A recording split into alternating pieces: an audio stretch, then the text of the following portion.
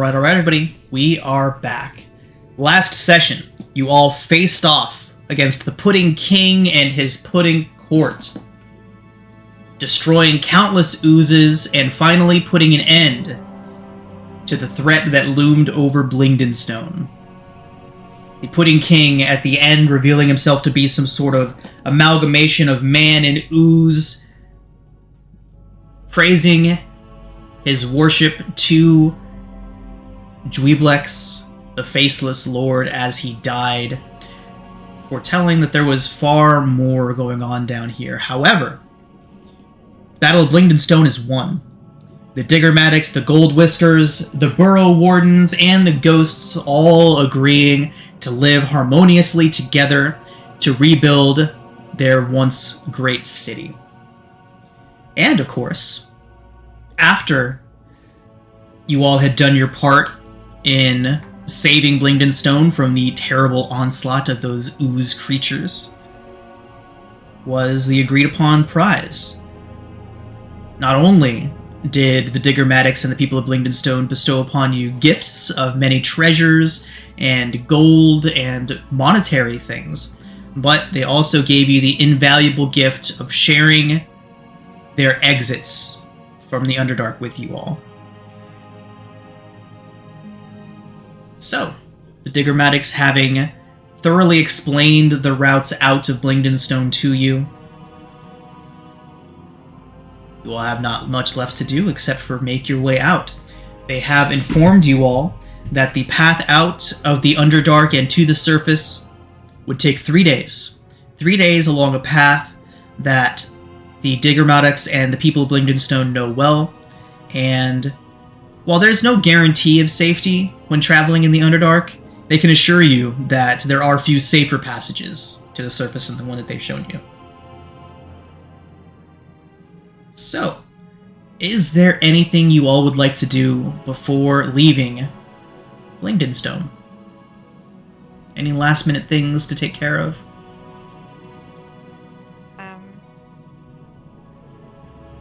Sarah would go to the marketplace. Okay. She would like to buy a bag of marbles. Absolutely. You all do have many gold and goods to trade and sell. There are no trading posts or other outposts between here and the surface, so if there's anything else you all would like to do, now is the time. And a bag of marbles, you said? Yeah. Is that in the PHP? We'll call it. We'll price it the same as ball bearings. Yeah. Do I get 1,000 of them? Sure. Why the hell not?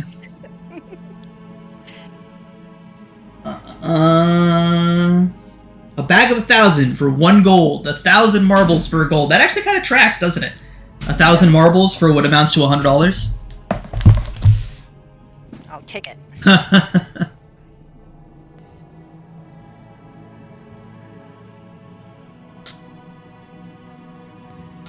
All right. Anybody else want to spend some of their hard-earned gold before beginning your trek to the surface?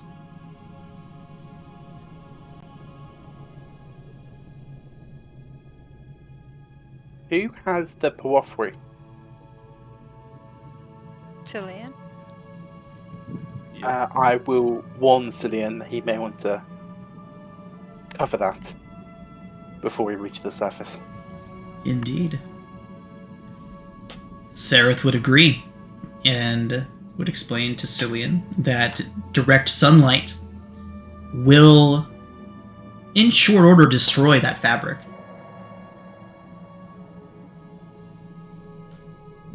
Oh yes, I've been purposely staying away from Sarah's sword as well. Makes sense. The sword does make sunlight. Sarah, do you think your sword will get more powerful? Oh, I don't know. So powerful as it is? That's a very interesting question, Gresh. We'll wait and see. You never know until we get to the surface. It would be interesting to find out. Getting to the surface. Never thought we'd see this day. Where do you think is above us? And what do you think we may find? Hopefully sunny skies, meadows as far as the eye can see, mountain tops spiring ahead into blue skies. You could ask the trader.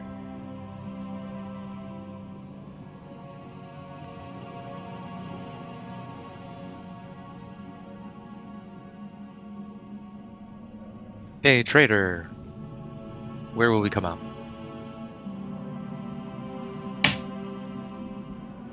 Was that addressed towards Sereth? He is the traitor. Trader. I was like, I mean, Trader. it's not inaccurate, just a little rude. Trader. So the trader would let you know that the trader wouldn't exactly know which exit that they're leading you to. He would say that the ones that they use do lead out near the southern Lurkwood.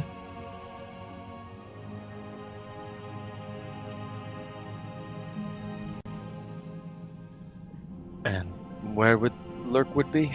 That would be about halfway between Gauntlgrim and Mithril Hall, so northern Sword Coast along the Spine of the World. The Lurkwood hugs the Spine of the World in the north between the Neverwinter Wood and Mithril Hall, yeah. In fact, why don't I just show you all?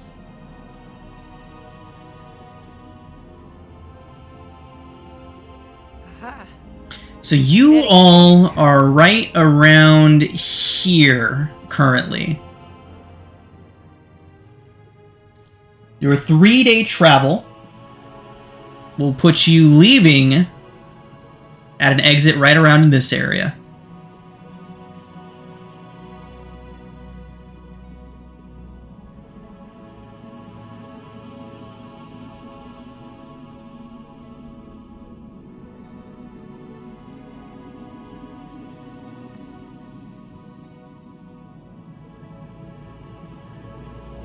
You can take a closer look at that map later.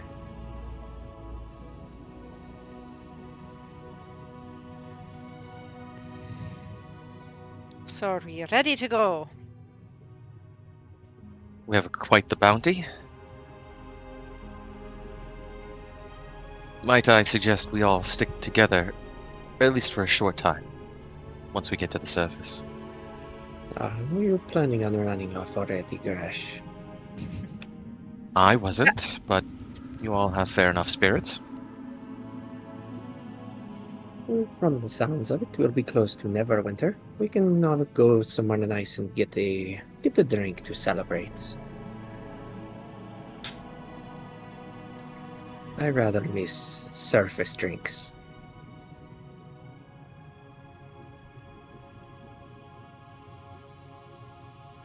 So while you... It's true. We should celebrate with real food and drink.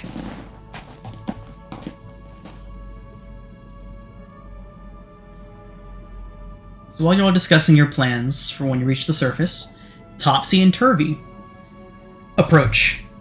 No longer wearing their bedraggled rags and worn clothes, they seem to be wearing the finery of gnomish nobles.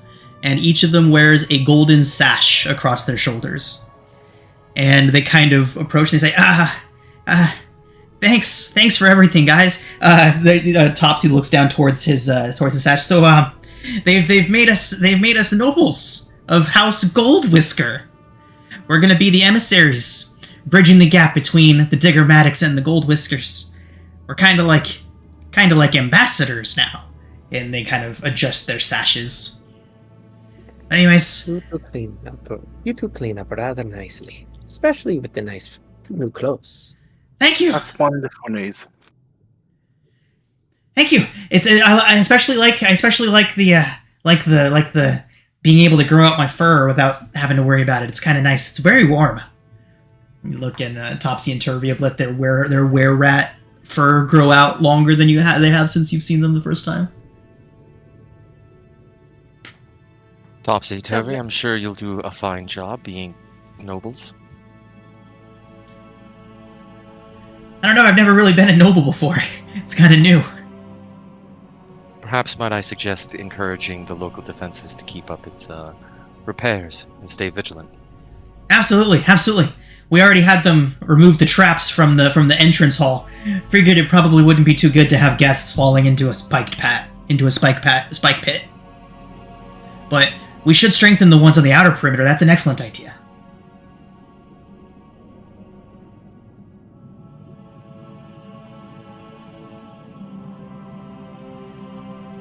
Well, best of luck to you all.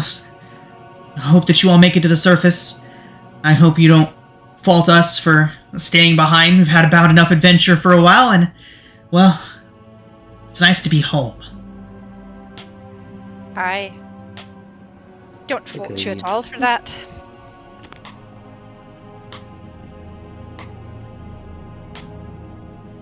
Not at all. This is your home. Please, without either of you, we wouldn't be able to make it as far as we have. And we certainly wouldn't have made it nearly as far if it wasn't for all of you. Thank you again. And safe travels.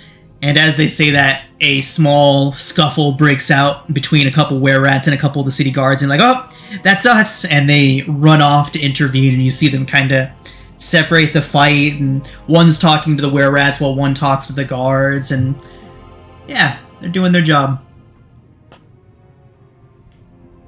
They've come into their own nicely. Good for them. Well, hopefully the power doesn't go straight to the head.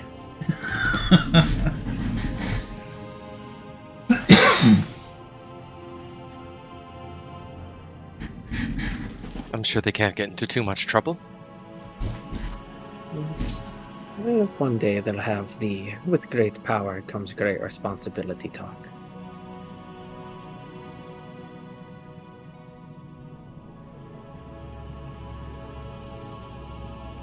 Well, they appear to be doing just as fine job.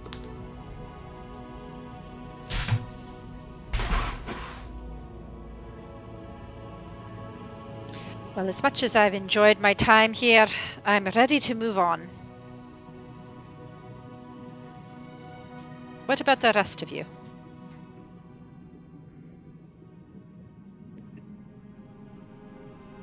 Say I'm ready. We have everything we need. Agreed.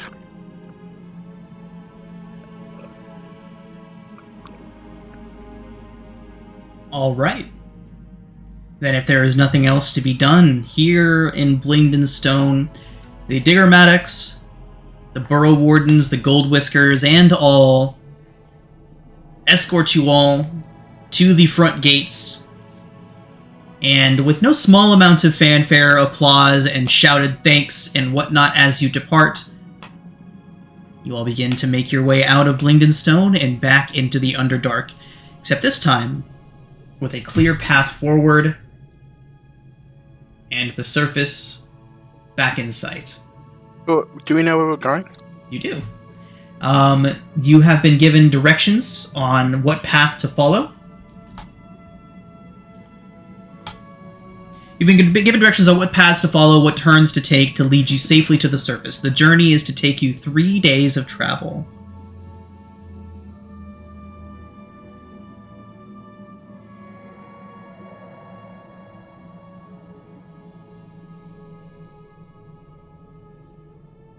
We have enough rations to make it to the surface.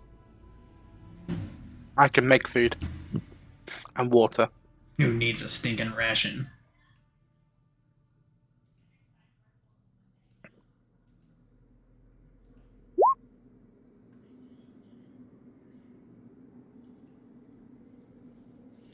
So soon after leaving Blingdenstone, maybe a mile or two out, you all are quickly reminded that while Blingdenstone may have been made safe, the Underdark is still a very predatory place.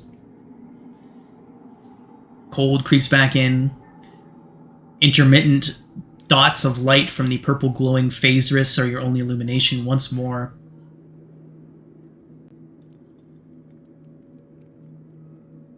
and you've just begun your 3-day journey to the surface. So, somebody please roll a d20 for your first day.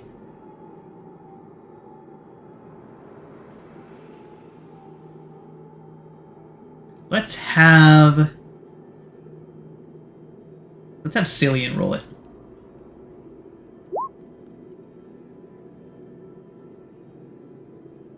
Okay. Either really good or really bad. Cillian, could you please roll another d20?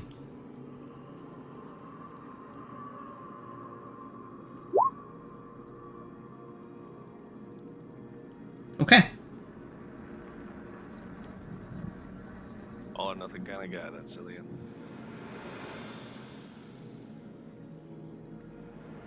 Okay. So, during your first day of travel, maybe about 5 or 6 hours moving through the corridors, you come across the evidence of a battle. It looks like orcs were fighting something. You see hundreds of orc bodies laying around. No evidence of what it was they were fighting, though. Somebody please... Well, anybody that is interested can make investigation, perception, or survival checks to try and figure out more about what happened here.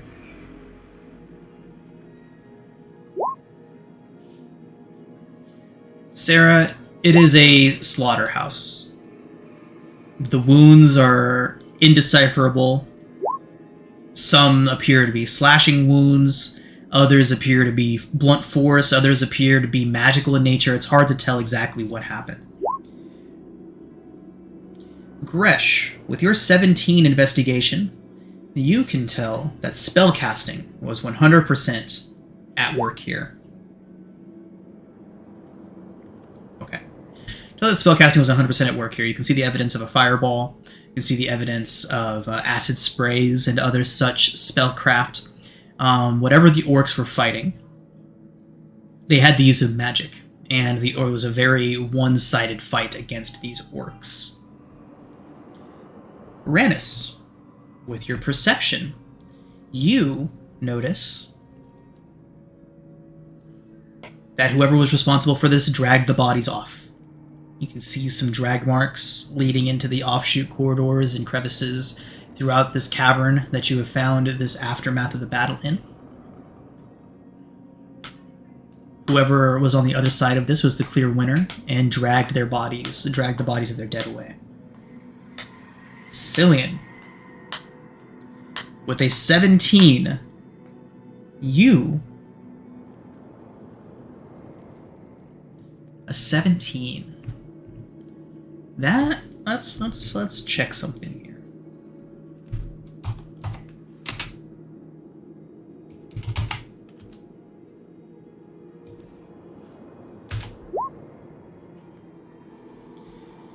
Cillian, with a 17, you do find a few small arrowheads, shafts of hand crossbow bolts, peppered throughout some of the remains. You can see a lot of the bodies seem to have been stripped of such evidence, but there are still several remaining. Whoever's job it was to remove these from the corpses did not do a very thorough one. Since I'm somewhat familiar with them, do I recognize them to be of drow creation? You do.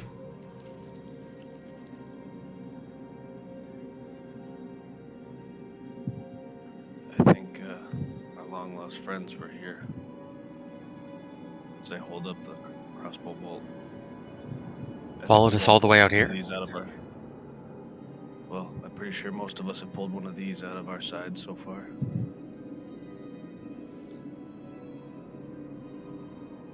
I'm not surprised. My drow brethren are not known to give up, to let prey escape.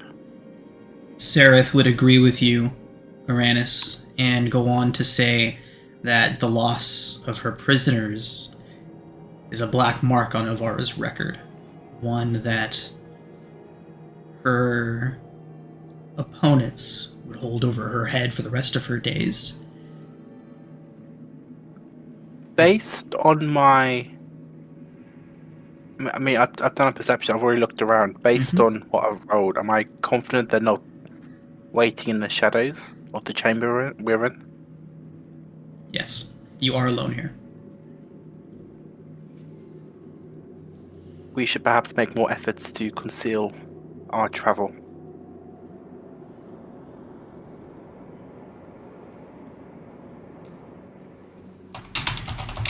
Can I make a survival check to figure out which way they went because of Drow being a favorite enemy?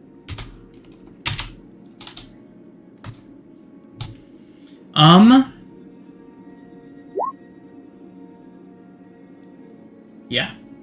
Yeah. I will lay a hand on your shoulder and give you guidance. Let's get a survival check at advantage, Cillian. Add your guidance. Was that D4? D4?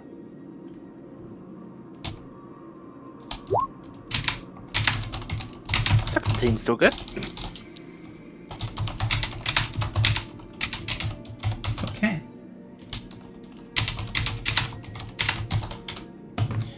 Alright. So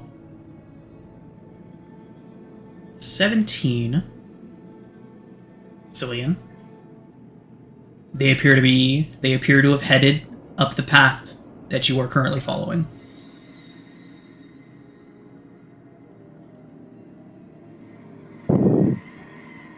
I'll point that out, and I don't know. Kind of like Arana said, I'm very, very alert to any sort of ambush. Okay. Shall we sneak up on them first? Maybe we can get a jump on them. I mean, do we want to engage them? If we see them, then if we don't want a confrontation. If best they're in defense our is a way, good we attack. best get out of the way.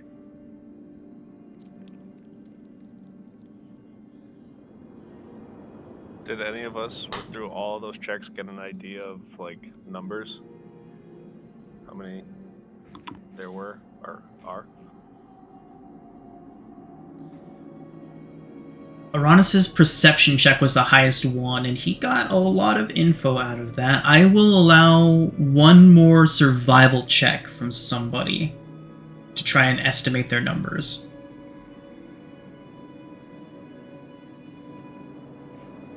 I do love my perception check. It's literally a nat 20 without the 20. I'm not too good at surviving. Want me to reroll, guys? Someone else. I think you're the most Yes. proficient in this area. Yes, it's count the footsteps. I'll give you guidance again. You can go for it. Okay. No idea. Oh my! Eek. More than one. Thank you, Cillian.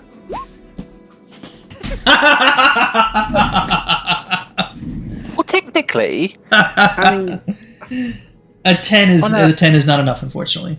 You are correct. There's no technically there's no auto fail on crit ones, but a 10 is still not good enough. A 10 is still no good. I tried. There's definitely more than one, guys. Good to know. We could lay a trap. How do we lay a trap that's in front of us? They could have laid a trap, and we can just walk into it. This could be the trap. Could use a bit of magic. Pretend that one of you has been struck in the knee with an arrow. I'm sure they'll come stalking.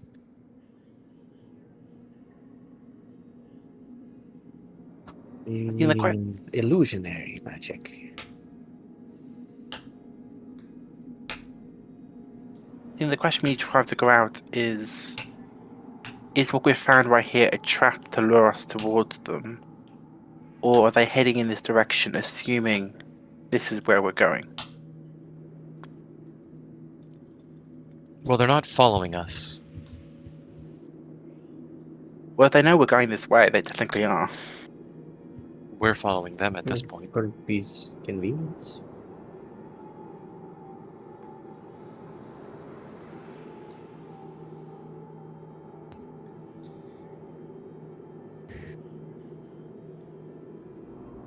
The rest of your day does go by without incident.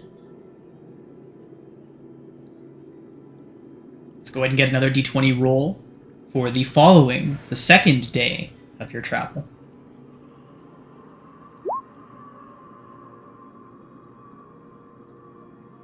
Okay. On the second day of your travel,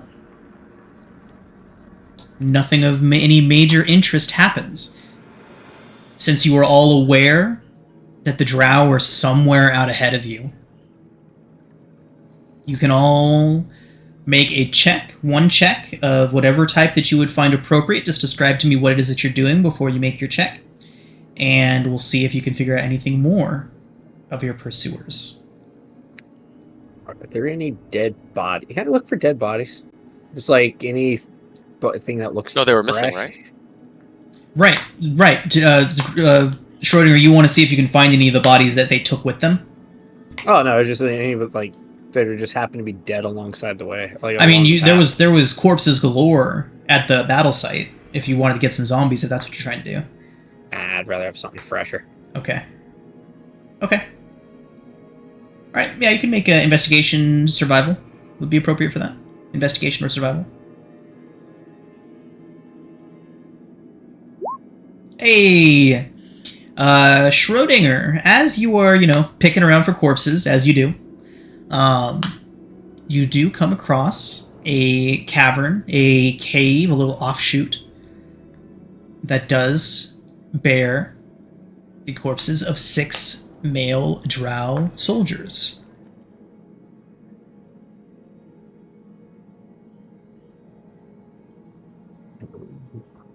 Look back to everyone as without stepping into the alcove. There's 6 dead drow located in here. How did they die? Make a medicine check. Whoever's Would you like looking? to go through and see how that happens? This could be an ambush. Just a point of order, Schrodinger. These are basically in an alcove, like shoved into an alcove on the side of the path. You never know; something could be over our heads. Indeed. Okay, Sarah. Various different means. You see one of their skulls appears to have been caved in. Aside from that, various stab wounds. Not really any details other than that. Do you know much about the body and how it functions, Sarah? Well, I know when you bash someone's head in, they die. Right. Lillian, are you able Why to don't I just speak take a with quick the dead glance? still? Can I also examine their injuries? Yeah, it's fine. Go ahead.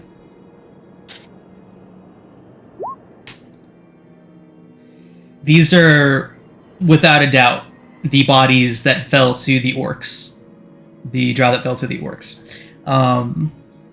The skull wound, the skull break is very indicative of a club. The stab wounds and other lacerations are jagged and not very clean at all. This is obviously this is very clearly the work of the orcs, and meaning these are the dead that were dragged away from the battle. They were clearly killed by the orcs.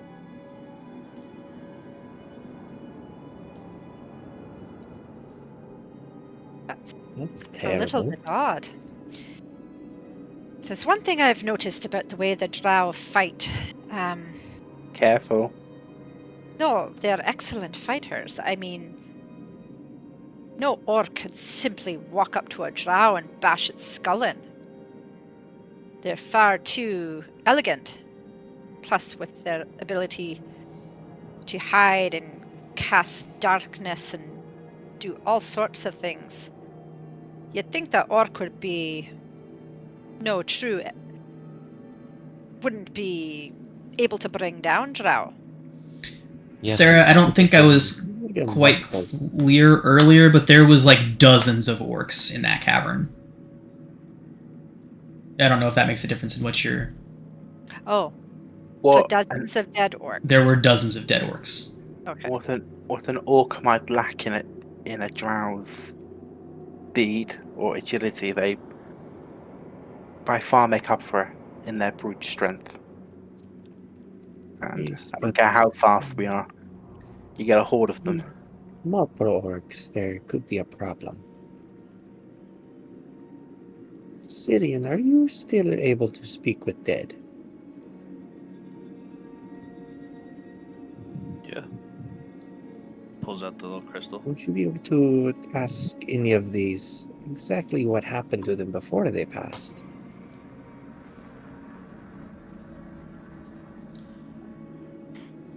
One through 6. Tell me which one. That still has a mouth. Sareth would walk up and gesture towards Uranus and suggest that they question him when he comes to. That's a good idea. Perhaps if you stand behind him, Schrodinger, so he can't see you, and me and Sarah will stand in front.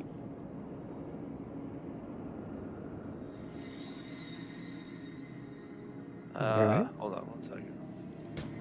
And as much as it pains me, I'll conceal my symbol of Alestri.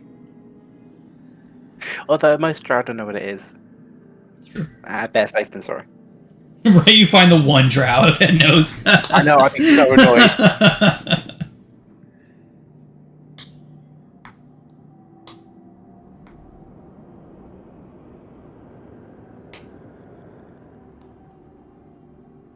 So how many questions do you get with Speak with Dead? 5? Thanks. Yeah. I was just looking, like, because if I use a crystal to cast it, is the caster the one that has to ask the questions, or I've do they just listen got to any it question? somewhere on my sheet. I can tell us in a second. Where is it? Dead.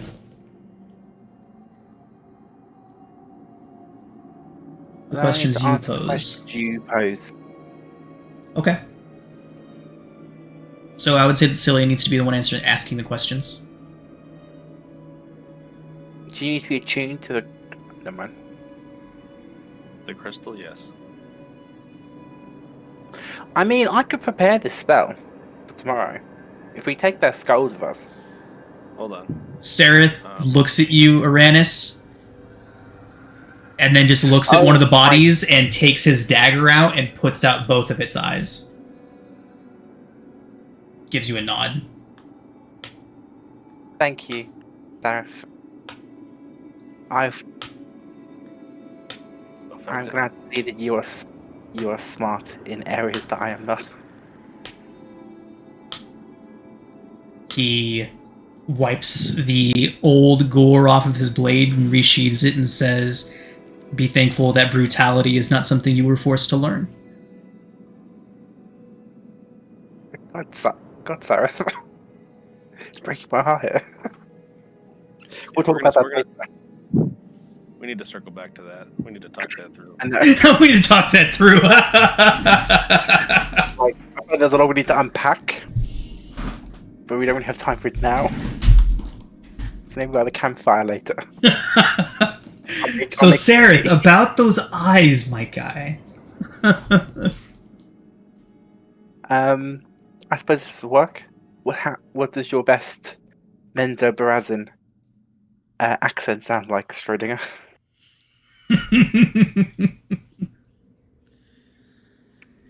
I don't think. Cillian's the one casting this, right? Not sure. Yeah, I don't. But it's Some of that Yeah. actually don't have Speak Yeah. with Dead, even though that's my entire shtick. So I don't need to talk to them, I just need to raise them. Yeah, sounds about right. Assumed. I don't know. How's this? Oh, I'm from Enzo Perez, and I'm a drow. Did I nail it? Sareth is unamused. That sounds perfect. As is Uranus. Oh, stop it. Stop it. Oh my. Not anything I've ever heard. Did we make it out of the Underdark? I'm having flashbacks. Let's just give it a go. Maybe he won't question it. Alright, what do you want me to ask?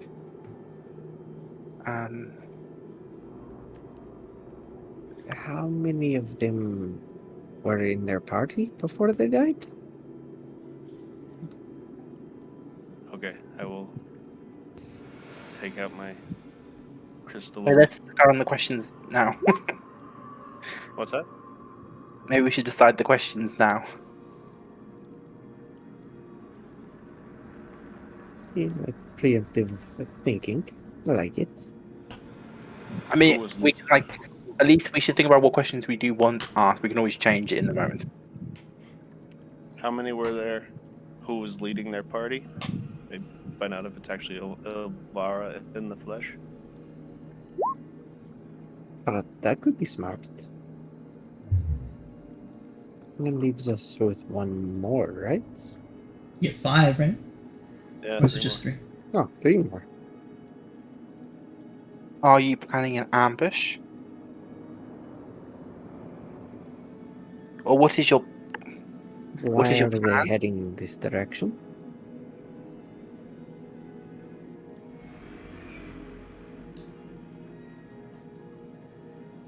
It depends if he elaborates on it. If he just says to capture escaped prisoners, it's not going to give us very much.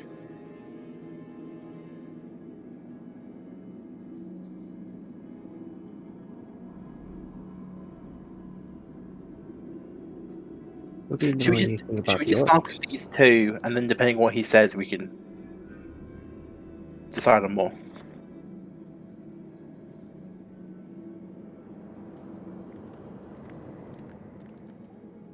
Sure. I will take out the crystal and focus on communicating with the eyeless, deceased drow guy. He's going to wake up blind. He sits up, bolt upright, and in Undercommon, in a heavy Minzo Baronzon accent, I cannot see. I will say in Undercommon, impersonating my father's voice, that he was injured in battle. That is why he can't see. The corpse nods. I am to be healed. Yes, of course you are. There are people more gravely wounded than you, but the healers will be with you soon. He nods. We have questions for you, soldier. I will do my duty. Electricillion. Channeling every bit of performance I can. We'll try to imitate Uranus's imitation of his father. And I will ask how many were in the party. Make a performance check. Can I give him guidance? Sure.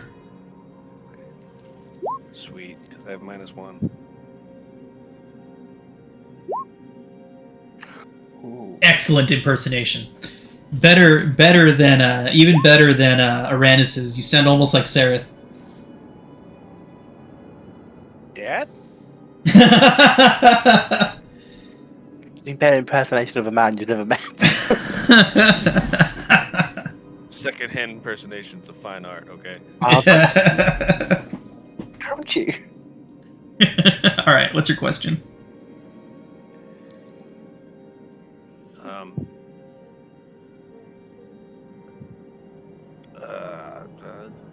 Yeah, I guess the first question: how many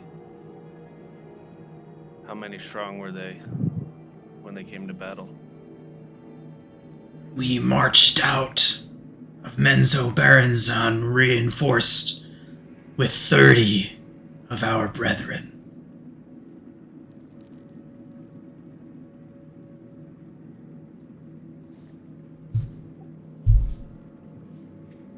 It's one question. Were you the party accompanying Ilvara herself, or Asha? We accompanied Ilvara out of the city on orders of the matron mother.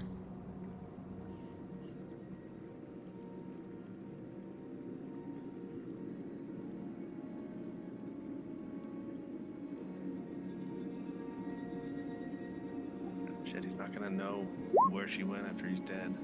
What is...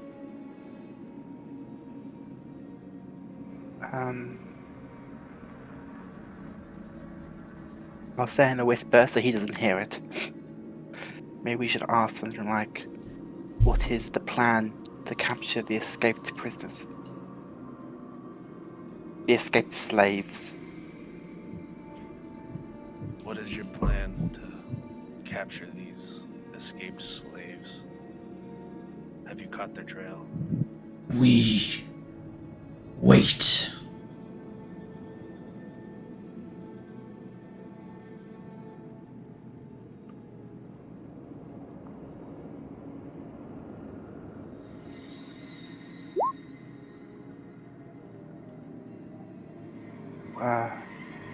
Yeah, Where? but They make for the surface.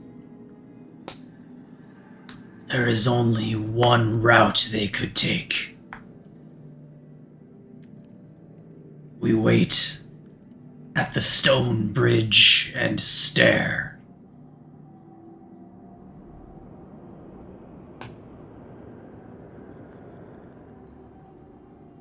That's 4.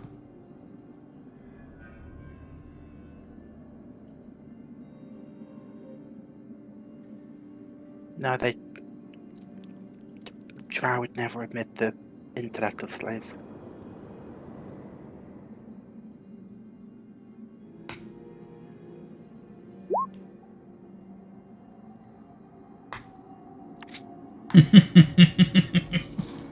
That made me laugh.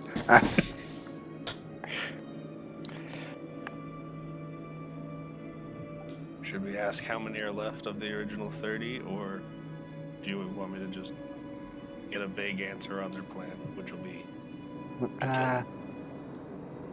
How many losses have you suffered? Has your party suffered, so we know how Roll a many... d6.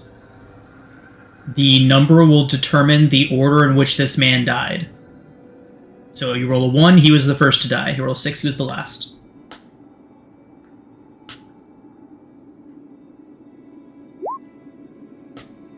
So he would believe that 3 others fell.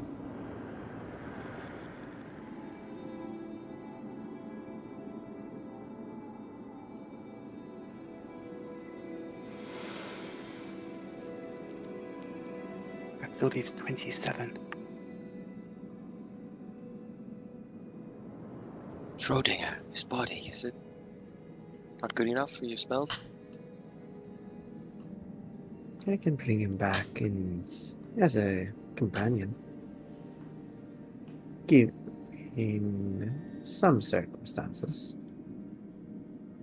Maybe he'll find comfort knowing that death does not stop his service. That's In the service of slaves, though. He would have just plopped back onto the floor after that last question, by the way. I will do a very quick funeral prayer. Just his eyes are missing, right? Yeah. those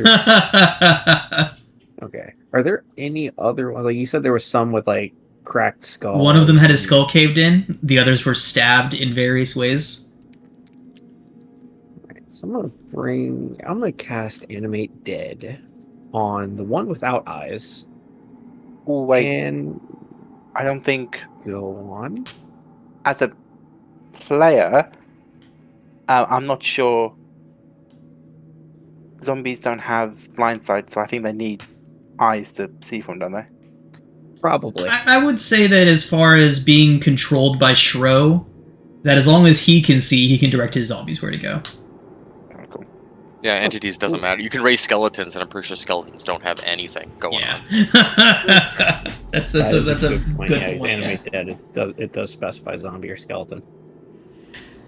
So I will animate. I'm going to animate the one without eyes, and one of them that has just the least amount of stab wounds. All right. I mean the one with the caved-in skull. Okay, not that one. Not that Probably one, okay. one of the stabbed ones. Then. Okay. She wants us to count which one has the least stab wounds. Nah, just one of the stab wound victims.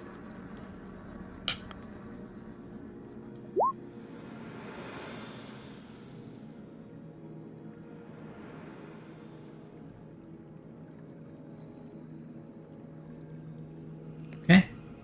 I'm going to take a piece of bandage and wrap it around the eyes of the popped out eyes of the one that's missing eyes. Okay. It's going to make it look like he's just injured.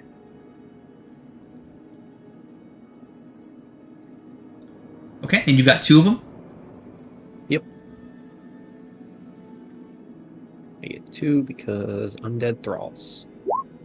Nice. All right, everyone.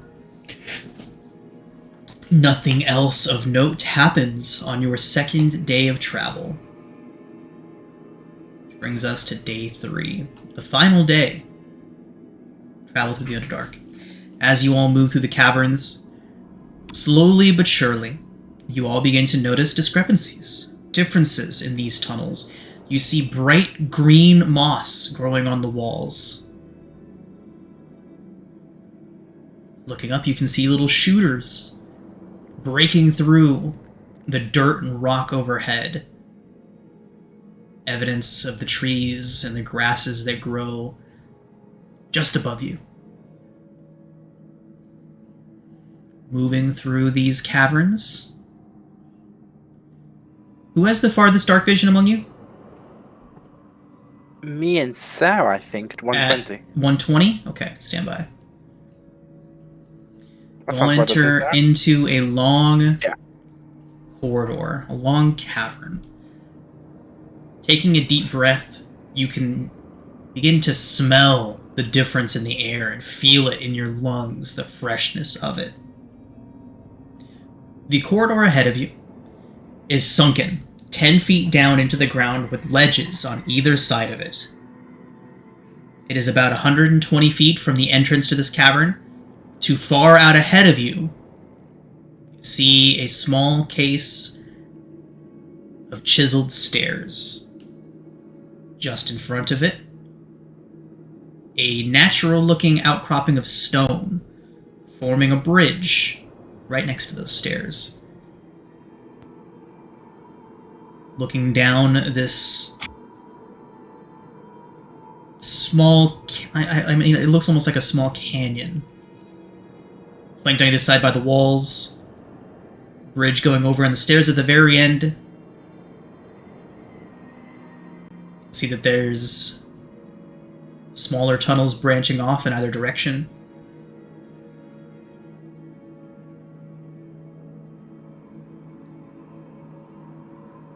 I hold out a hand to stop the party. I think I see the stone bridge ahead. They're waiting for us. Do you see anything?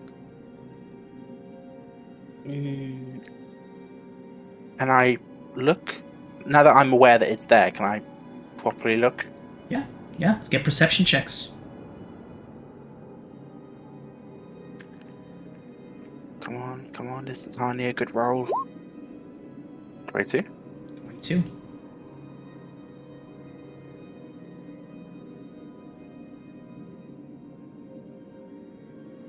Okay. Arenis, with a 22, you begin to see shifting in the shadows to your left and to your right. like directly to my left or right, or like further up? For you, it would just be to your left, Uranus. Looking at this now, you would begin to see shifting in the shadows to your left. Like direct, like 5 feet to my left? No, more like 20 feet. In fact, why don't I go ahead and put you all here? Get you all a better idea of what you're looking at. How is everyone's vision? Good. Good. Nice map. Yeah. So, how does the marching order look? Which way are we? You are traveling north. You are traveling that direction. That's the stone bridge. Up ahead, yep. Stone bridge and stair. Goes back. I imagine I'd be closer to the front if I'm looking for stuff. Okay.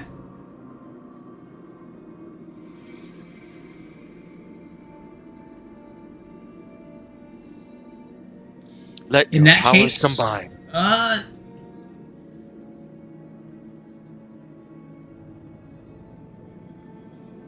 Okay, Renus, if that's the case, then you saw movement up here.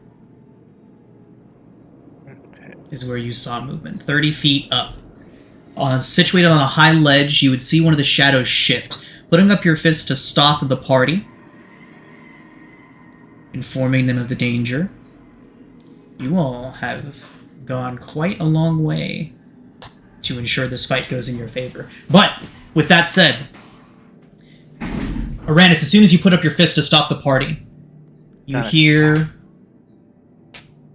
up ahead of you a voice. Expecting us, were you?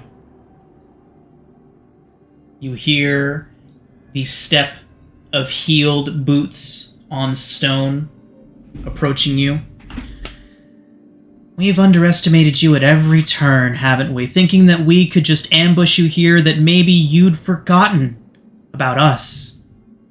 Well, what can we say? Scum always keeps coming back, doesn't it? She smiles down towards you, and at this point you see a figure walk up to the edge. Where? Right there. On the opposite side, you see another figure moving along the other ledge. She says, "It does, doesn't it?"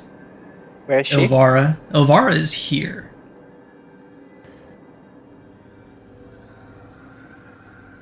She's here. That's Elvara. Oh. That's Asha up there. She walks up to the ledge and agrees with you that Scum is very persistent. She looks around towards the lot of you. Let's get you all back home, shall we? Well, you're kind of interrupting our journey home, to be honest. Because I don't think you understand. You never had a choice in this. And as she says that, you all begin to see, dropping from high up above on the ceiling, more drow emerging from the shadows, dropping from levitation positions up on towards the ceiling. If we're Uranus. levitating to go down. Can I cast counterspell? You have to cast disenchant or dispel or whatever. Dispel magic. Yeah. Ah, never mind. I mean, you could cast Counterspell on one drow if you want. It'd have to be when they're casting it. Yeah, Right. yeah. I don't Okay. think that would work. Dispel magic, like Black said, would have to do it. But there are two Magic more area, though. emerging.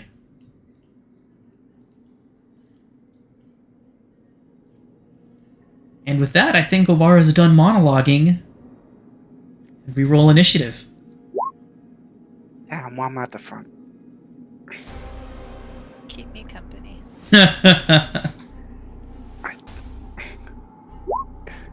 Your company heads. Your company hurts. just like to say the back is not looking much better either. No, it's not. Are we in? It's a pretty bad Are we idea in- to put the zombies out front. Are we in a valley right now? You are in a trench, yes. Okay. You all high do is- not... It is 10 feet. You Oh, my cannot see these guys. What? Oh. Motherfucker. Wait, did mine not go? Gresh? Do I not see? Gresh, I do Alright, not hold on. see you in I got initiative. I'll edit it. You can see this guy, but only because he is also standing up on a high ledge. Oh, if that also means they can't see, he might be able to. These guys can't But see you yet, Currently, they correct? can't see us. Okay. Okay. Ideas. Okay.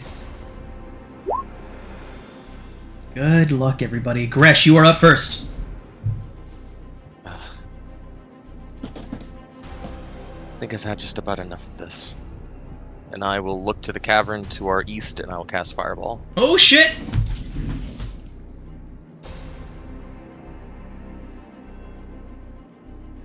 Oh, my spell slots didn't refresh. 1 second. Can you see them? Where Gresh is at, I thought so. remember Gresh, so to the east of you, this is a 10-foot ledge right here. So I would say that you cannot see anything past this point unless you climbed up a bit. And at this point, you would have heard all the footfalls dropping, you would know that there's people over there, you just can't see them.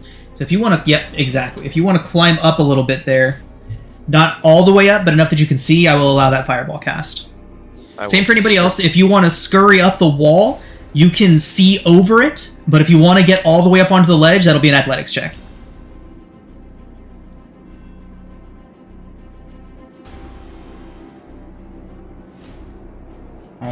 Alright. Go ahead, Gresh.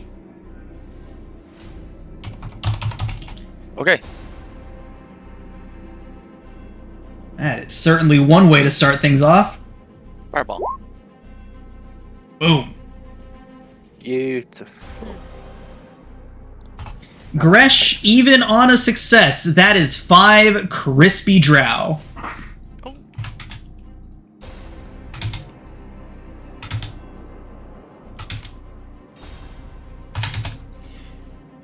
So, Ilvara and the drow elite warrior standing next to her take a step back after seeing that, and she shoots her head up towards you all.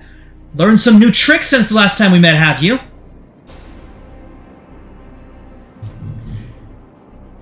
Yes. I'm gonna point my finger at her. You're next.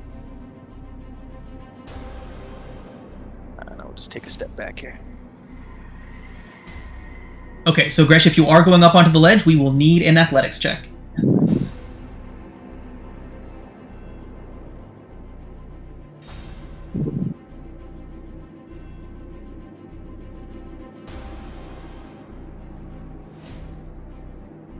Gresh? Yep, there it is. Okay, you're up. Okay. So.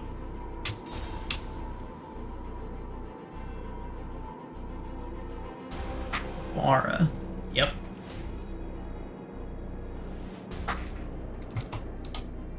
That's the end of my turn, sorry. Got it.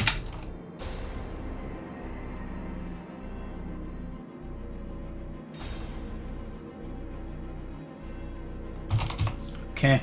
So, Ilvara kind of scoffs towards you, Gresh, and says that you will make a wonderful addition to her collection.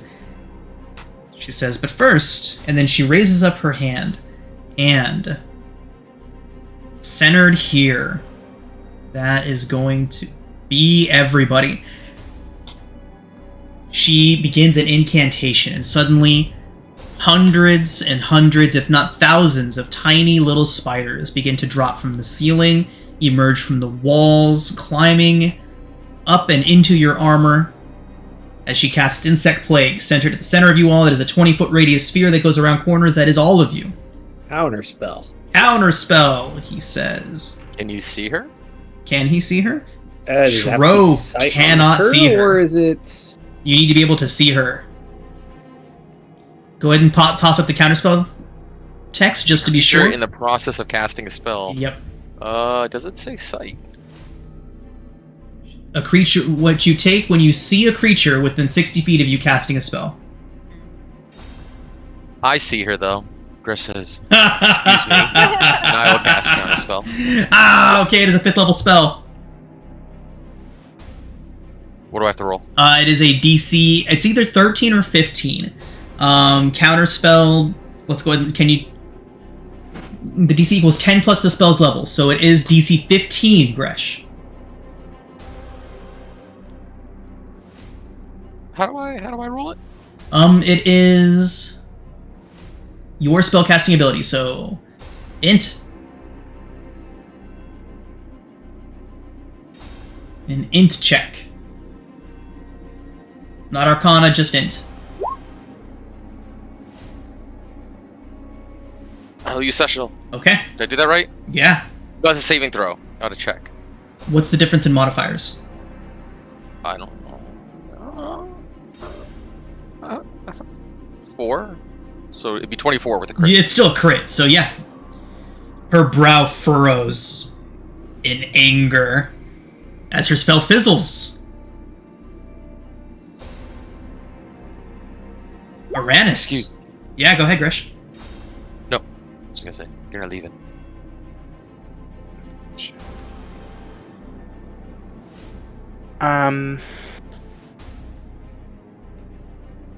Uranus. Real.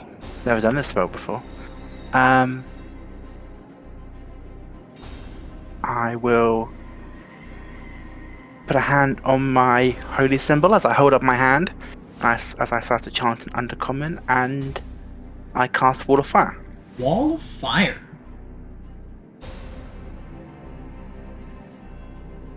Just trying to decide where the hell it's going. Can be 60 feet long.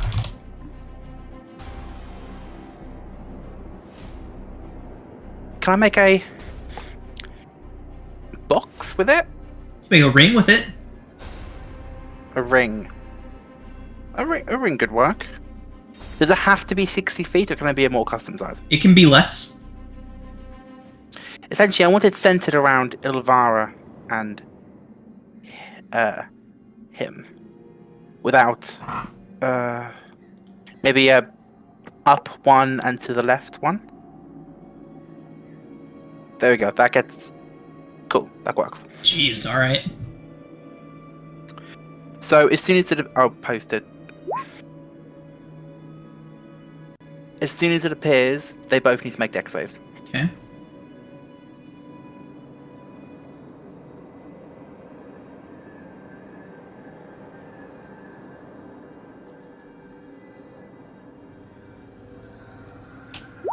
DC 15 against how much? The damage is 5d8, 5d8. Okay, go and roll it. or half as much of a successful. Did they both fail? No, I want to see the damage. I use a macro for this, so I need the damage first. Okay. Is it on my sheet? I wonder if it's on my. It's a button on my sheet. It is. Cool. 20 points. That is pitiful damage. They both succeed. That's really annoying. So they take half. They both take Yes. 10 fire damage.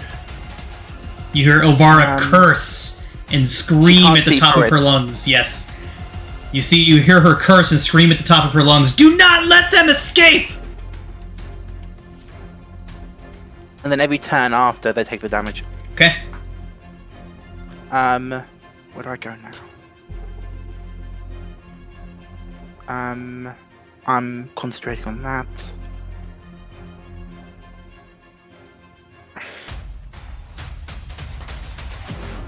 I will. Yeah, I'll run forwards. God, this is gonna end badly. I'll run there and try to kind of put myself up against this, see if we can cover from him.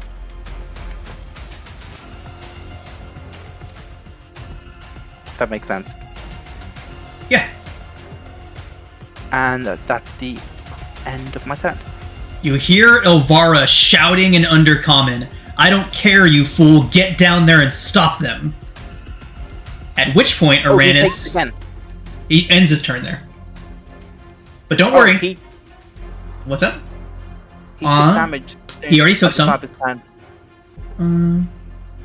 It's when It it takes first the same appears, damage when it... at the start of his turn. Yes, it took it when it first appeared. It has already taken that.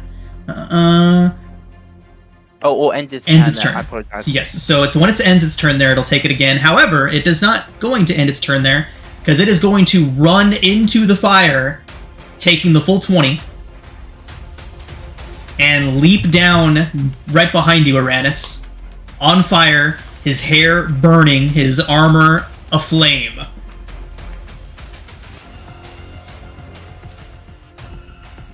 Okay. The other one is going to jump down right in front of you. Okay. So, is it difficult terrain to be in the fire? Think One so. sec.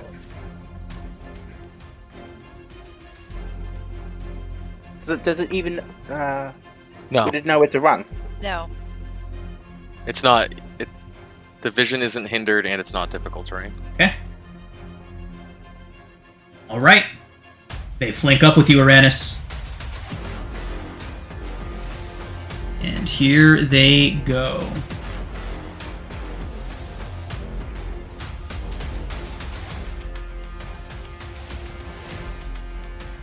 Okay, you have 4 short sword attacks coming your way, Uranus, as these 2 elite warriors land on either side of you. One of them still smoldering. His skin, you can hear it cracking from the flame. The fanatical devotion evident on his face as he stares at you. And Does here he we get go. disadvantage if he's on fire? What was that? No, he took 20 damage because he was on fire. Alright. He's still up after 40. He is still a decent amount of damage, yeah. Alright. So, what is your AC, Uranus? 18? So we have 18. 1 hit. Come on. APIs are running slow. That's you. Sorry about that. Miss, and 1 more hit. So Uranus, 2 hits, Wait, and a 20 and a 21. Okay, I will use my warding flare Okay. on one of them. Okay. We'll go with whichever one hit first for that. So that would be the Actually, 20. Let me just double check. Is it? It's just that attack roll. Okay, so from the successful hit, Uranus, you take 8 piercing and 8 poison. And that does end their turn and brings us to Sarah. Interesting. I'm not concentrating for some reason. Let's go ahead and drop that hourglass on you. Stopwatch, I should say. There you go. Oh, you already did. My bad. Sorry. Okay. Okay. And then how much damage? It is 8 piercing and 8 poison. So 16.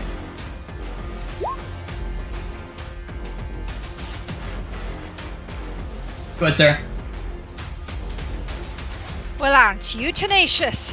She says, looking at the soldier on fire. She brings out Dawnbringer, floods this area with beautiful sunlight, taps the sword on her shield, and casts Shield of Faith on herself. Awesome. And she will step forward. Let me add a little light to your fire. Oh, it's sunlight. It is. They would have disadvantage on attacks whenever they can within a certain distance of it. Let me see. Sunlight sensitivity for Ledrow. You guys disadvantage on attack rolls as long that rely on sight. While in sunlight. How far does your sword shed sunlight, Sarah? I believe. I have to go. Dawnbringer.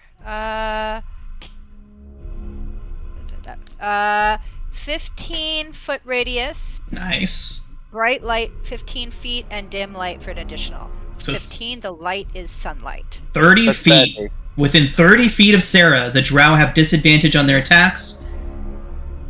Alright. How is your sword's always emitting that light, isn't it?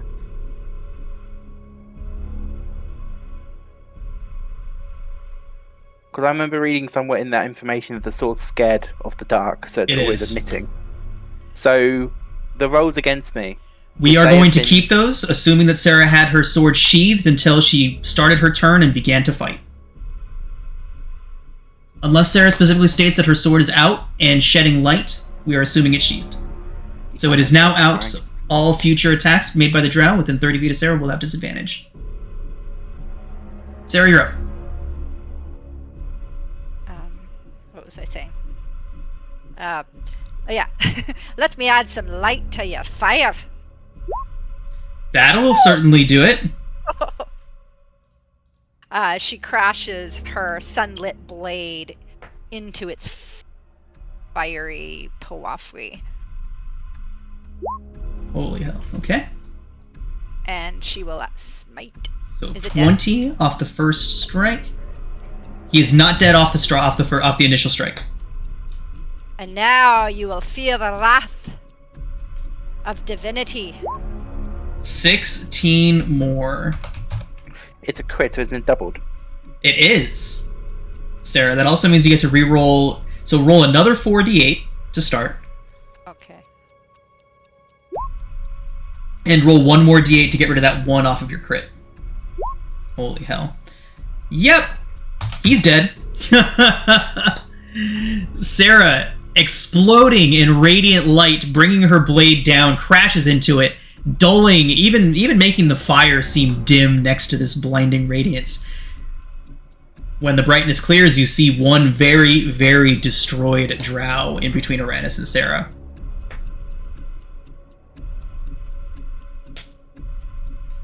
Oh, I'm fortunate to have friends like you, Sarah. I still got work to do. And what about you? Have you met the sun? Jesus. And she'll bring her down, bring her down. Into your Powafwi we go. 18 hits. Okay, 12 radiant. 12. And I think you need a little extra light in your life. And she will smite again. Sarah bringing it in with the one-liners. God, I forgot. Sorry, when I get nervous, I forget things. 2d8. 2d8. 10. Okay, another 10.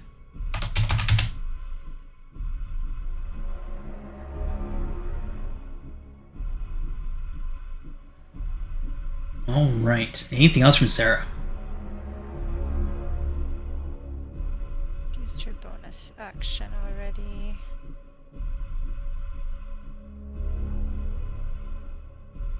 Oh, no, that's it. Shro! I'm going to pull a Gresh and drop a fireball on Oh top my of God. these ones. It is official that the D&D Beyond encounter creator is absolutely useless. Completely useless. 29 points. 20... Good God. Okay, Yep, they cannot that's succeed. That is 5 more crispy drow. And just like that, the threat to your flanks is eliminated. You guys are awesome. Wow. I'm gonna step out over to here. D&D Beyond is weak to fire. Get a good line of whatever the heck is going on with that fire over there. Fire everywhere. Oh, this is great. You guys are kicking ass. Going Okay. to point towards this guy. And zombie number 1 is going to move up alongside Uranus using his full movement. The drow looks at him. Jasta recognizes him. He's going to slam down on his friend, or guy that used to be his friend. Now you're just somebody that I used to know. Punch. The 12 hit. 12 does not hit. Emotional damage. That's what I'm here for. And the other zombie is going to stand behind his formerly dead, former friend, but is now dead. And that is all. Sareth is up. Sarif will climb up this little embankment. Okay. Athletics check. That's it. Yes. Where's his sheet? Athletics. He doesn't have that, so just a strength. Just strength, yep. He's bad with Easy these. peasy, just a DC 10. He makes it. Is that action? No. Just part of the movement. He will fire on this one. On which one? This one, the far one. Asha, got it. Yes, Asha. I'm guessing 6 misses. 6 does miss. Or 15. 15 also misses. Bloody hell. He will then, Cover. yeah. And that's the. Here's no any bonus actions. Yeah, that's the end of his turn as far as I'm aware. Okay. Eldeth is up. Eldith will also try to climb the embankment. Okay. Strength check. Athletics, yep. Checks. He's got this. She's one of the strongest in the party. Alright. So, Eldeth, all that is going to mean is that your movement is halved when you get up the ledge. Oh, okay. So she does get up. She does get up. Okay. Alright. Sareth fired on this one. Yes. Okay, so she will take her longbow and fire. Magically. Oh, dear. That is going to miss. That will hit. 25. 5 piercing, and she will use her Archer's Eye ability, roll a d10 and add to the attack. Okay. To the damage, sorry. Another 8. Awesome.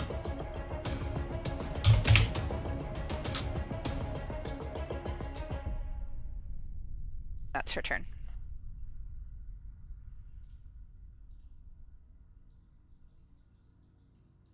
Okay. You all hear Elvira scream at the top of her lungs in rage. She screams, Asha! Do something about this! And you see Asha kind of look towards the ring of fire, contempt in her eyes. She lifts her hands and begins to cast, and she will be casting Dispel Magic. It's not just off, it's a check of some kind, isn't it? Dispel Magic, let's see. I think it's just end, but we shall check. Where is it? Are you concentrating on it? I am. Dispel Magic. Choose one creature, object, or magical effect within range. Any spell of 3rd level or lower on the target ends. For each spell of 4th level or higher on the target, make an ability check using your spellcasting ability. DC equals 10 plus the spell's level. So Wall of Fire is what level? 5. Okay. So DC 15 Wisdom check for her. Where is she at? She is up here. Shro, you would be able to see her from your position. And she is just within range. Yeah, I would like to just put a counter spell. She's only casting it at 3rd level, so her Dispel Magic fizzles. Thank you, Shro. Alright. She tried. She looks disappointed. Not too disappointed, though. Cillian.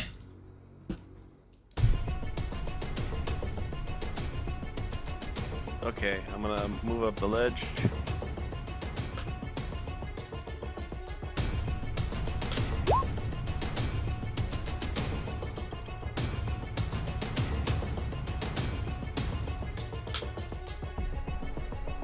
So that's half movement because I didn't make a 10.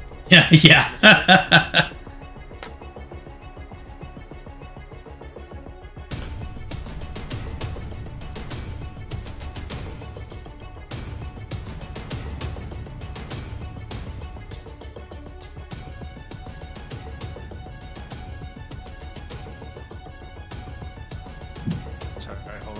phone is being real laggy for me. Yeah, you kind of lagged a little bit.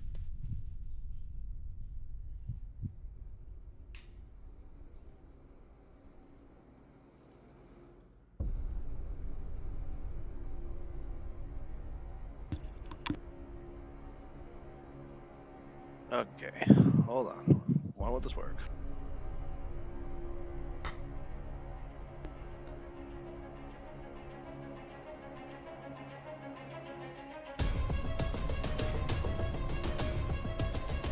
Alright, bonus action.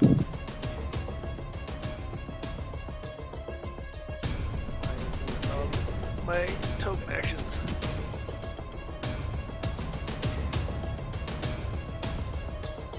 Okay, bonus action, ensnaring strike on Asha. Okay.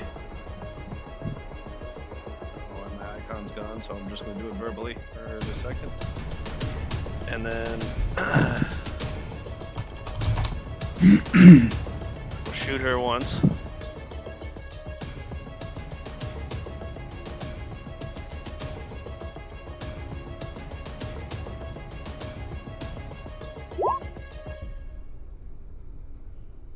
Jesus, okay.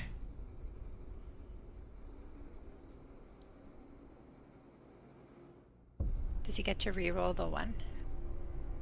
Yeah, reroll your ones on that crit.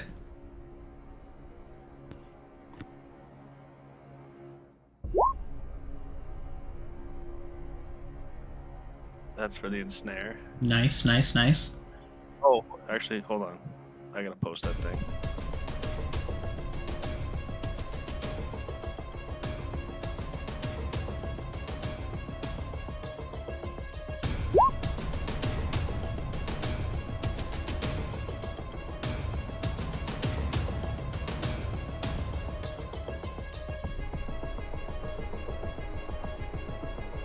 So,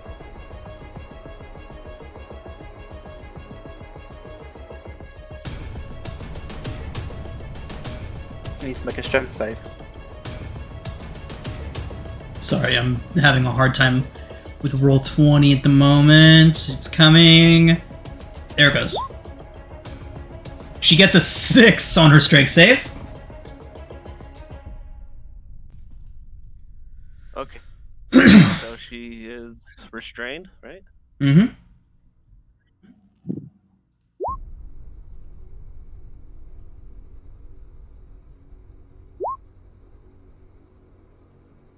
Okay, so I gotta re-roll. Oh my god. D10.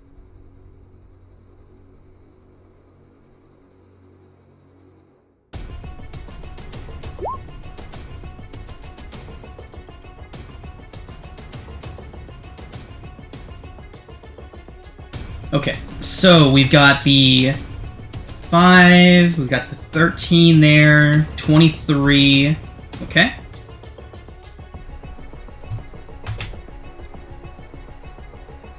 And she is restrained.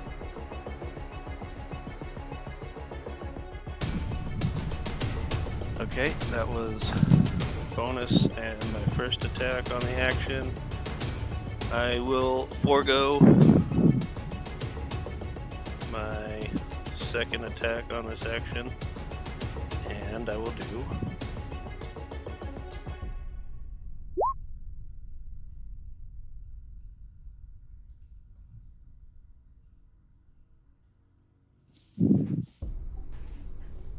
and I will yell to Sarah. He's got an opening under his left arm. Hit him there. And I will let her attack. And it will add my superiority dice to it. Oh. Nice, nice, nice. Oh. So you get a free attack at that guy.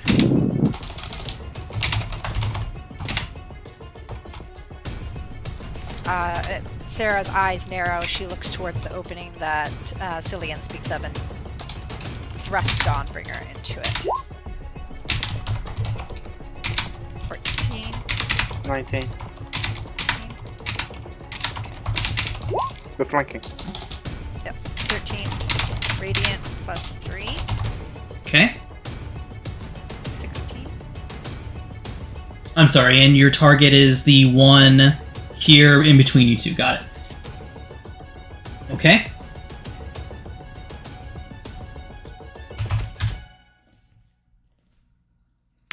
Still very much alive.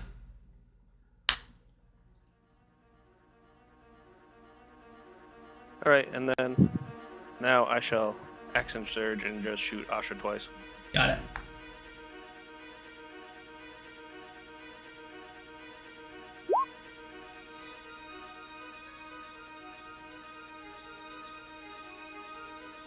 Okay, 7 piercing. Jeez, I have so many freaking character sheets open on my screen right now, I can't even get around. Okay. I guess you only need 2 now. And then the second attack, I will load up a poison arrow. Okay.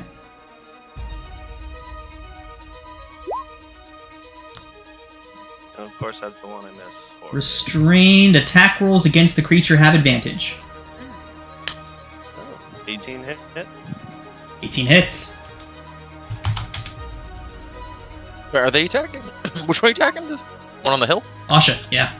Asha. So, yeah, that's the poison damage for the arrow. Ow. Jesus. Okay.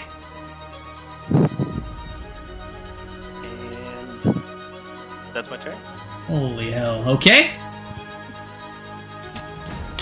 Gresh. Alright.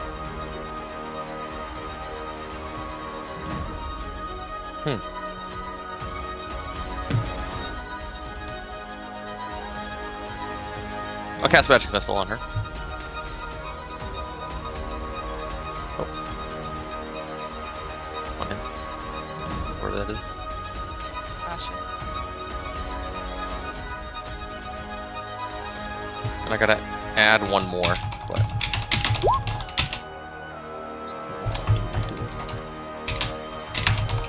Because it casts again at 2nd level. Sorry.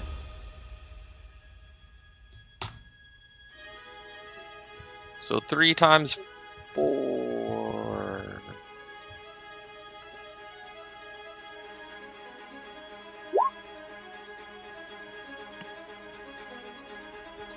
So 12. Okay. Jeez. Who is this going to again, Gresh? Asha, yeah, she, okay. She dead? She dead? Yeah. Oh my god. Yeah, that's what I'm saying. Holy shit. And then Bear will do a flyby on this guy. Help action. And land right next to Cillian. Perch. Okay. That is Gresh's turn. Okay. Can you put Wall of Fire up for me again, Uranus? I need to see what she sure. can and can't do through this. She can't see through it. She can't or can? She cannot. It's opaque. Where is it? Here.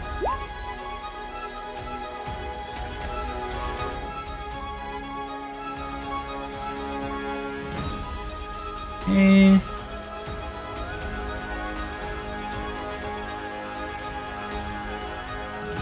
Okay.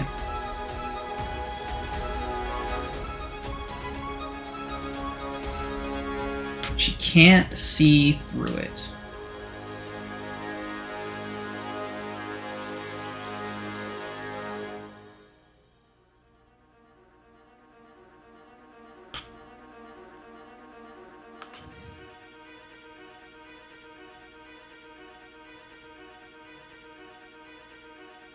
Hmm.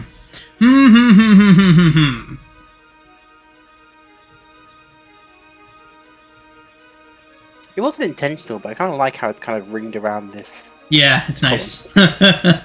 She has like nowhere to go. All right. God, Oh, poor slave owner. I know, right? She could levitate.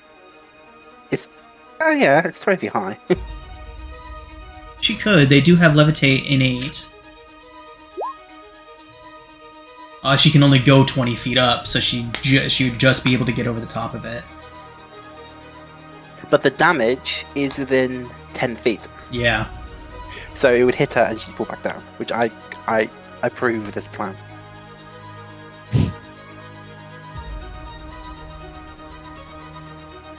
Yeah, and she's got too much pride to just hurl herself through it like she made her other person do. This is a tough call.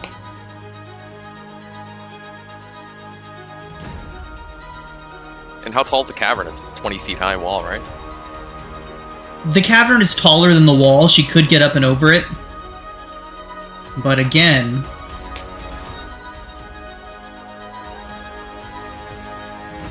Okay.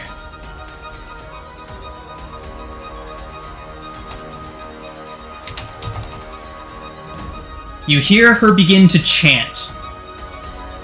And she is going to cast Spirit Guardians. What? And she is going to upcast that.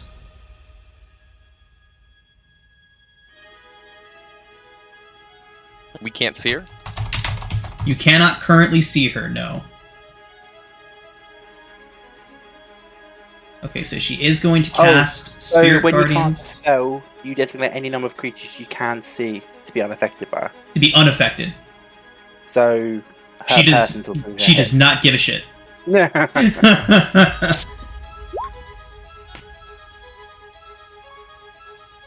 She's upcasting that. She's going to end her turn and immediately make a save to keep it. Let's see how she does. She has pretty good saves, and it's 20 damage, right? I don't know, I mean, it just says 5d8 damage. Do I roll that every time? No, we'll keep the same roll you rolled the first time, and that's what we've been doing. All the other creatures have just taken 20. Alright, here we go. Let's see if she maintains concentration.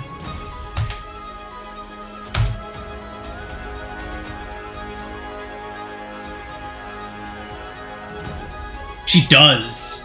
Barely. Okay. That is obviously too big.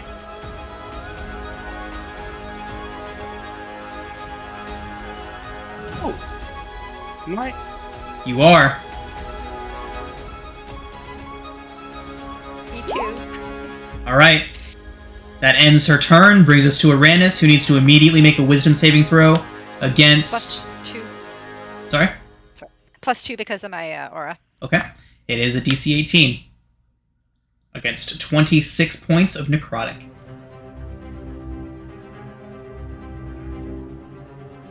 Okay, it's a wisdom save. Okay. Pretty good at those. Yes, I called my friend Sarah assisting. Come on, come on, come on. 16 up. Ah! Alright, you do still take half. So 13 points of necrotic. How much? 13. 13. Ah! Alright, go ahead. I will take a... Think.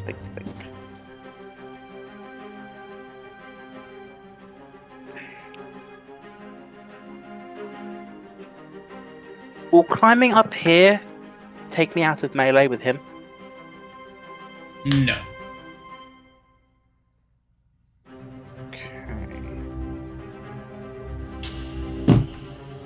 Okay, so first thing I'm going to do is, with my action, I will lay a hand over my holy symbol again as I use my Channel Divinity for Radiance of the Dawn, which affects all hostile creatures within 30 feet, regardless if I can see them or not.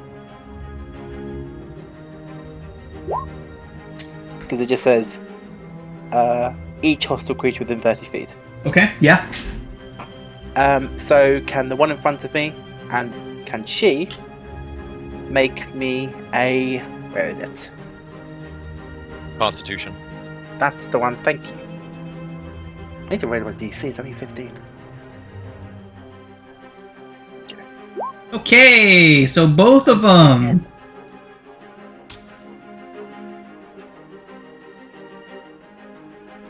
DC 15 against 20 radiant. Half on success. They both fail. All right. Can she make a con save? Ah, indeed. Fail, fail, fail. Constitution saving throw results is a 21. I will step up onto the bank, so I need to make a Yep. athletic. If you don't plan on moving anymore, you can just move up there. But if you do, make an athletics check. Yes. This could go badly. I've got -1. Oh, 16. Okay, you are up there and have your movement left. That You was will leave 16. opportunity attack range if you move any further from him, though. That's fair. I'll give him disadvantage since he's striking up at you. Oh, thank you. With my bonus action, I will cast Spiritual Weapon. Okay. That's weird. It's really weird. But it's not concentration, thank God. Yeah, spiritual weapon's not concentration. It isn't 1D&D, Oh, which is bummer. so annoying. I'm trying to think. There's no way I can get it to her, is there? Because I can't see her. Where is your spiritual And like, weapon? I could put it in the frames, but I still wouldn't be able to see her. Though she hasn't moved. No.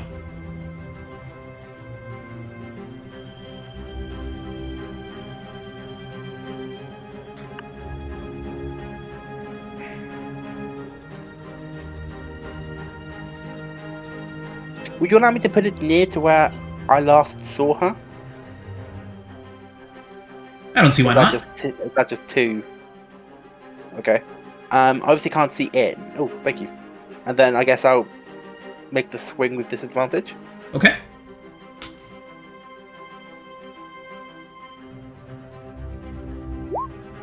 That is a miss. Oh, it's fine.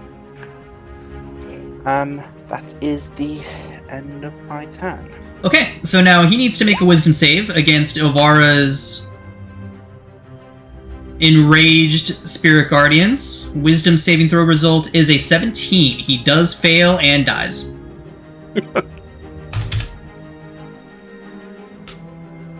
Sarah, wisdom save.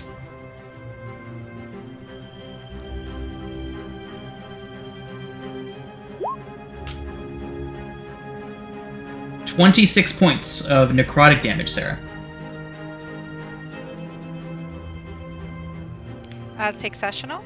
13 points of necrotic damage, Sarah.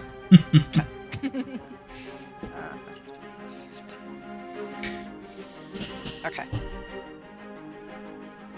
And concentration for Shield of Faith. Con save. Oh. Sorry. No more shield. Oh, why isn't it +9? I made. Shut up. Oh, I was just asking because it seemed like you were cheating last time. Somehow I had proficiency. I don't know how that happened. My sheet's been wonky. It's not me. Okay. You just take a feat. I did not. I don't know why it was like that. Roll20 character sheets have just been wonky for the past few days. I mean, the past few months, I should say.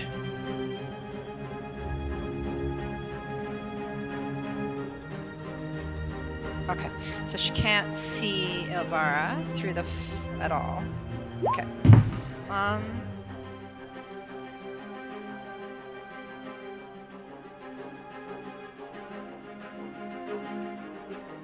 Okay, so she will climb up here and stand beside Aranis. And she can't see, correct? You cannot see Ovara. I'm sorry. Okay, and then she'll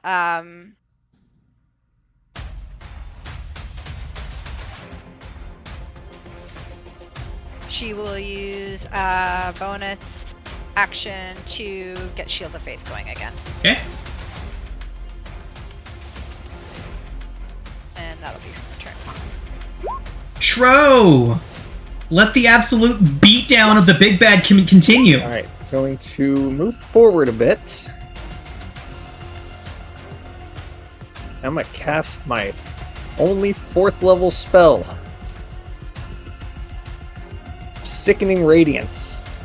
Right on top of her Oh Spirit my Guardians, taking up God. the entire thing. They have the same radius, don't they? That's a 30-foot 30? radius. 30-foot radius of sickening green light. God, I hate that. 30-foot radius? Yeah, so it's the exact same radius as Spirit Guardians. Spirit Guardians is a 15-foot radius. Oh, 15? Yeah, It it's a is 30-foot. twice the size. But that's... Wow, that is a Next 30-foot over. radius. Why is that huge? Radius, my guy, not diameter. So You right know there? what? Yeah, just gonna set it right there. Okay. I was thinking feet, but jeez. Dear God. Right, yeah, so when she gets to her turn, she will be taking 4d10 of radiant damage. And 20 fire. Oh yeah. This is one hell of a light show we're putting on. Right? I'm going to point at her.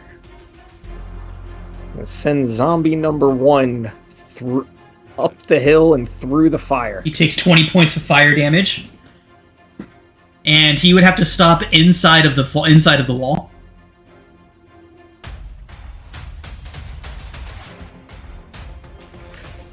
He also needs to take Spirit Guardian damage. Oh, right. He would just Oh, die. Even on Yeah, a first success, one's it's dead. still 13 points. First one's dead. Never mind. It's just intimidating. Let her understand that the zombies are going for her. That one just approached her and died. God. It's entering it, they have to take the damage, right? Right, once they enter- With that. And then, yeah, so approaching her is suicide for your zombies. Oh, it's not just the Spirit Guardians now, or the fire.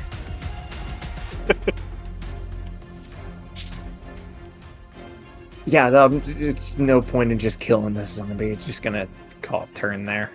Okay. Sereth? A huge deal he can do. He'll step here. He will hold his action to use his longbow when he sees her. Yeah, that's what he can do, really.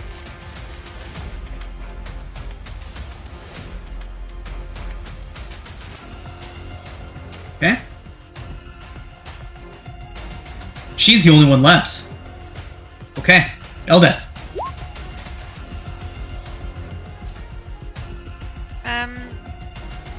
I mean, there's no point. Like, could she just shoot where she thinks that?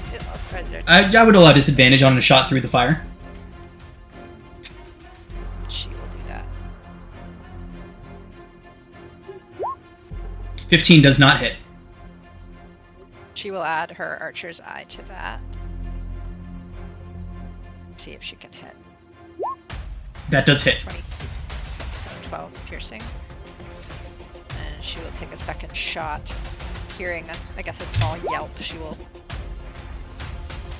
Would Is it that possibly add fire damage because it passed through fire?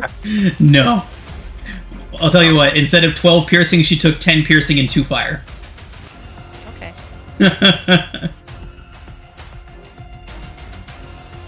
And 8 more. Is 15 though? I'm at disadvantage. Oh, 15 does not hit. Okay, so she'll use her last archer's eye. Okay. So that is 8 extra damage. Ooh. Oh, God.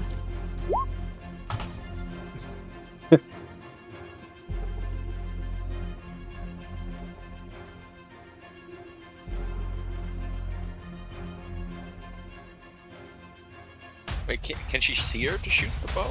We were allowing her disadvantage on the attack to shoot through the fire. Oh, okay. Same thing for Cillian on his turn. That's it. Cillian.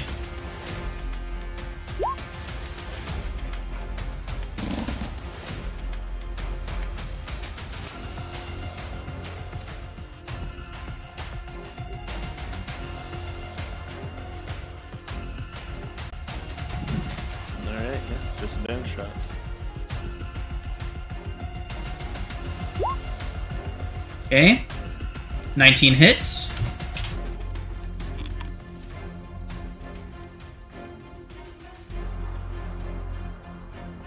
And then I guess we'll throw a distracting strike on there.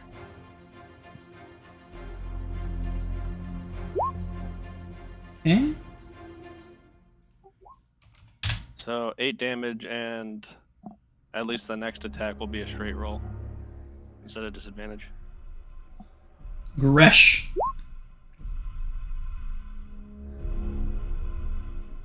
Move over here.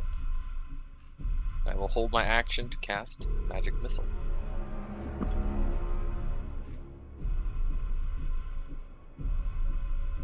Okay. Brings us to Ilvara's turn. At the start of her turn, she will attempt her Constitution saving throw and get an 11, taking how much damage, Gresh? I mean, Shro? 4d10. Go ahead and roll it.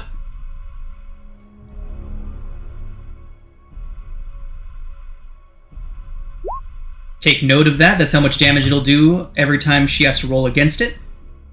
She also suffers a point of exhaustion. Oh, dear Yep, God. suffers 1 point of exhaustion and takes the 14 damage since it's the start of her turn as well. Oh my God. And starts to glow. Does she have to take the fire Also damage? glows green. You have to end your turn in the fire, I think, right? Yeah, she has to end her turn Yeah. in the fire. Okay, I think Rage is going to overcome her, and she is just going to hurl herself to the other side over here. He takes 20 as she walks through. 20 as she goes through, and gets over to here and begins hurling obscenities at you all in Drow.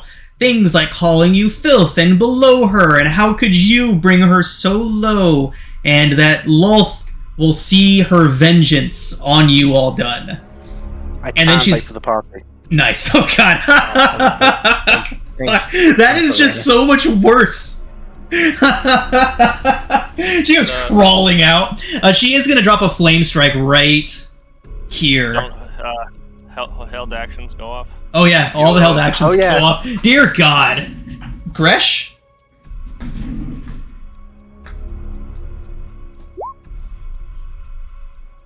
So we've got how many missiles?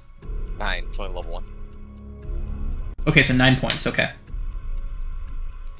Now she's going to cast Flame Strike. I feel like she's going to cast it right on Uranus' head. Did What did I do? Sarah? Oh, he missed. Okay. Yeah. Oh, actually, wait. The distracting strike, does that give advantage? Okay. I'm asking, I don't know. Yes, the next attack roll on it would have had advantage. And mine is not an attack roll. Correct. 22 hits. Oh my God. Ah! Okay. Yeah. Oh, I guess if she puts it here, she hits 3 of you. Yeah, she does that. If it's where? Here. Right there, between Gresh, Shro, and Sereth. Oh no, Saris. Seems bearable. I will upcast Counterspell to level 4. Level 4. Okay, it is level 5. Flame Strike. Wait, does it matter? Wait, does it matter then? I don't really do contested counterspells very often. Does it matter? So, yes. For Counterspell, I believe... Okay, so it only matters if you can match the spell's level. So if you can't cast at level 5, then it will not matter. You will still have to make a save. I'll just attempt a level 3 then. Okay, so it is a DC 15 Intelligence saving throw. Saving throw. So Check. Intelligence check, sorry. Check. So I'll just minus... Wait a minute. I can do this. Should also be able to click on intelligence on your spell set. Ah! Your just character set. Oh yeah. So, Enough of this.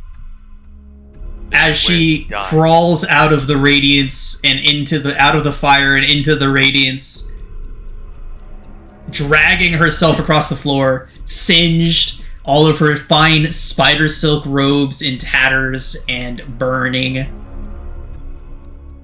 Fittingly enough, Uranus, it is your turn. Shro, did you want to leave Sickening Radiance up or let it down so that your allies can approach? I was going. Yeah, you know what? I think I'll Range take it option. down. It's not a concentration. Wait, it's not? Is Sickening It's not? Radiance not concentration? No, it is It concentration. didn't. Oh yeah, it says concentration. Okay, Yeah, dear I was God. gonna I was say like, that what? That would be Way too Yeah, I was overrated. about to be like, yeah. I thought about it. It didn't pop up anything for concentration. Yeah, I think the macros aren't working properly right now, but All right. Yeah, so I'll take it down so Uranus can step go do over the coup de grace. dead body. I really hope this hits. I will stop concentrating of my wall of fire. Do I get a height advantage if I fire down at her with a ranged weapon or range attack? We'll give you advantage. Why not? Ooh. I will upcast Guiding Bolt to 3rd level. Oh my God. I'm scared. I really, really hope it hits. Oh, it didn't let me. That's It doesn't upcast that's a until good you one. press damage, until you Oh, hit the guiding bolt thank you. button. So it crits. Go and roll your damage. Uranus, as she reaches up her singed, burning hands towards you, muttering in Undercommon about how she will end you and Lolth will see her vengeance done, how do you kill Ilvara Mesrim? My hand comes back as I, too, start to chant in Undercommon. As I call forth the quiet fury of my goddess. As white light coalesces in my hand and I thrust it forward at her. As the bolt hits her, she starts to burn. As light starts to seep from within her. And as she turns to dust, you see the symbol of Alestri appear where her body once was. Fantastic. Cillian translates the undercommon for the party.